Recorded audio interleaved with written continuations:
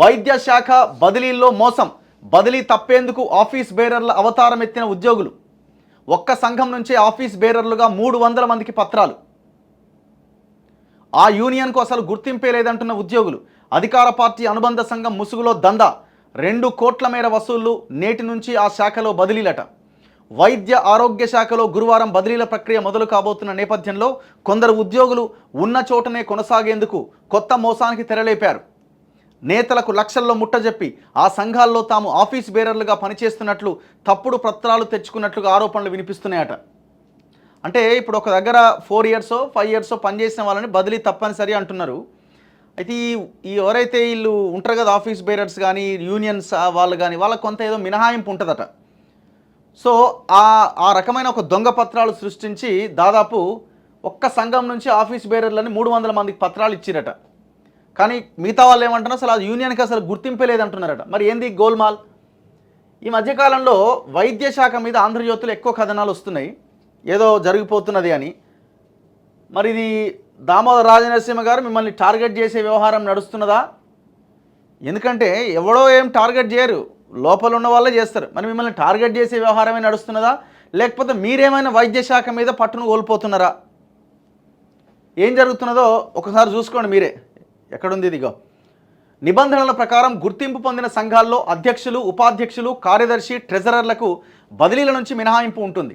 వైద్య ఆరోగ్య శాఖలో ప్రస్తుతం టీఎన్జీఓ, టీజీఓ సంఘాలకు మాత్రమే ప్రస్తుతం గుర్తింపు ఉన్నది. కానీ కాంగ్రెస్ అనుబంధ సంఘంగా ఉన్న INTUC, public health medical employees union 3194 కింద కొందరు నేతలు ఒక్కో జిల్లా నుంచి 10 నుంచి 15 మందికి అలా మొత్తం రాష్ట్ర వ్యాప్తంగా 300 నుంచి 350 మంది ఉద్యోగులకు ఆఫీస్ బేరర్లుగా తప్పుడు పత్రాలు ఇచ్చిరట. అయితే ఈ సంఘానికి ఎటువంటి గుర్తింపు లేదని వైద్య ఆరోగ్య శాఖ ఉద్యోగులు, ఇతర సంఘాల నేతలు చెబుతున్నారు. జిల్లాలను బట్టి వసూళ్ల పర్వం. ఆఫీస్ బేరర్లుగా తప్పుడు పత్రాలు ఇచ్చేందుకు ఆయా జిల్లాను బట్టి ఉద్యోగుల నుంచి డబ్బులు వసూలు చేసినట్టుగా ఆరోపణలు ఉన్నాయి. హైదరాబాద్, రంగారెడ్డి, మేడ్చల్ లాంటి జిల్లాల్లో 3 నుంచి 4 లక్షల వరకు, ఇతర జిల్లాల్లో అక్కడి పరిస్థితులను బట్టి 25 నుంచి 50 వేల వరకు వసూలు చేసినట్టుగా తెలుస్తోంది. మొత్తంగా ఈ వ్యవహారంలో 1.5 నుంచి 2 కోట్ల వరకు వసూలు జరిగినట్టుగా ఆరోపణలు ఉన్నాయి. సదరు సంఘం నేతల నుంచి ఆఫీస్ బేరర్ల పత్రాలు పొందిన వారిలో health assistant female, multipurpose health supervisor female, multipurpose health extension officer, public health nurse, lab technician, pharmacist, radiographers, assistant paramedical officer, medical social workers ఉన్నారట. దందాను ఆపి విచారణ చేపట్టాలి. అధికార పార్టీ అనుబంధ సంఘం పేరుతో జరిగిన ఈ దందాను ఆపాలని వైద్య ఉద్యోగులు డిమాండ్ చేస్తున్నారు. ఇంతమంది ఆఫీస్ బేరర్ల పేరిట బదిలీల నుంచి మినహాయింపు కోరుతుంటే ప్రజారోగ్య సంచాలకులు ఏం చేస్తున్నారని ఉద్యోగులు ప్రశ్నిస్తున్నారు. ఈ దందాలో ఉన్నతాధికారులకు పాత్ర ఉందని ఆరోపిస్తున్నారు. దీనిపైన తక్షణమే విచారణ జరిపించాలని, నిబంధనల మేరకు గుర్తింపు పొందిన సంఘాల్లోని 3 లేదా 4కే బదిలీల నుంచి మినహాయింపు ఇవ్వాలని కోరుతున్నారు.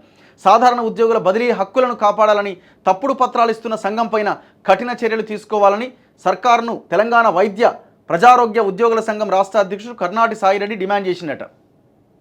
ఇవేం బదిలీలు, ట్రాన్స్ఫర్ల పైన ప్రభుత్వ వైద్యులు అసంతృప్తి అట. మొత్తం గందరగోళం ఉందట. మరి ఏం జరుగుతున్నది?